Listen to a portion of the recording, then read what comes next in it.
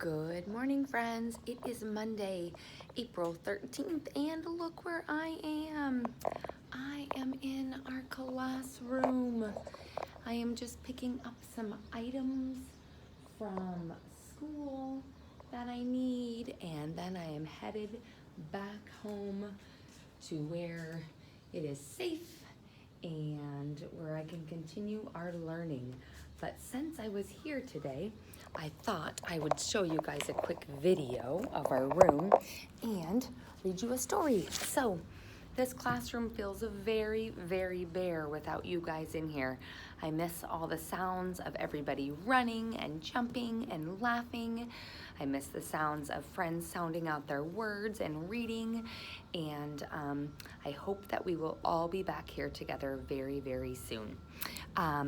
All right, our story today is called The Kissing Hand.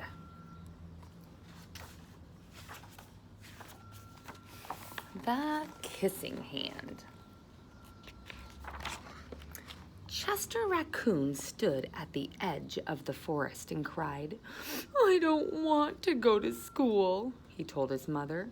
"I want to stay home with you. I want to play with my friends and play with my toys and read my books and swing on my swing. Please, may I stay home with you?"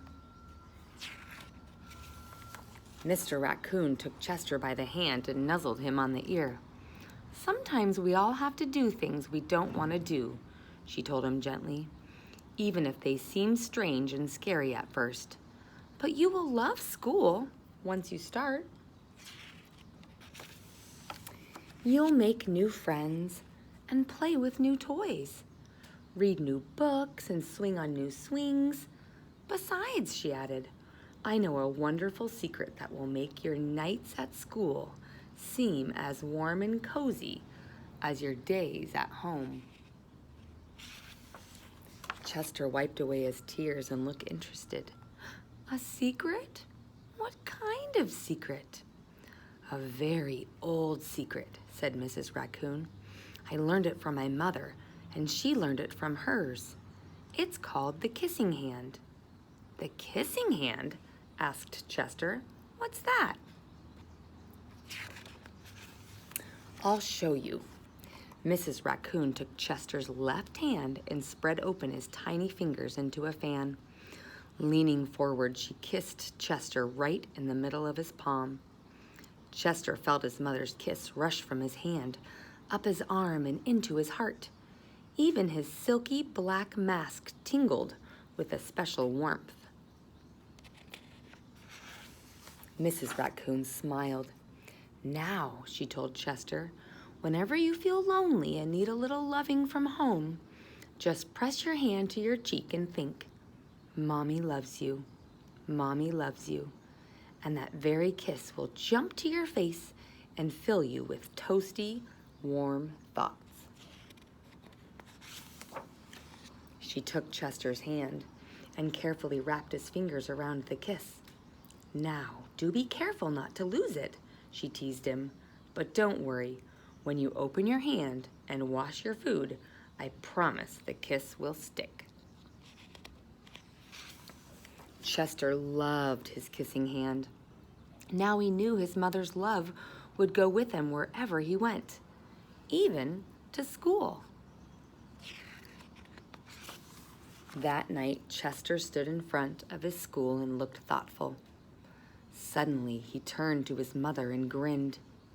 "Give me your hand," he told her.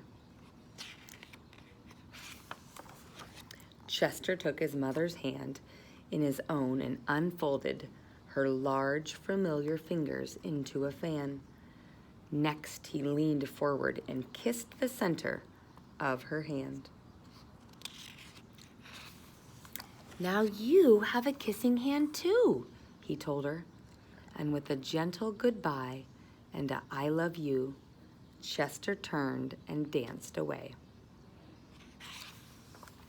Mrs. Raccoon watched Chester scamper across a tree limb and enter school.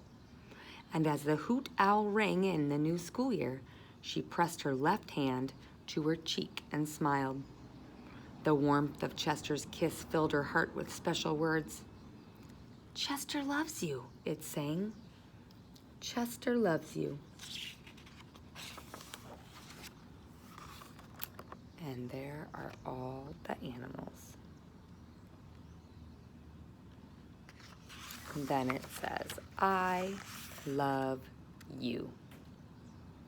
Great listening today, friends. So that story was called The Kissing Hand. Hope to see you back in this classroom very, very soon.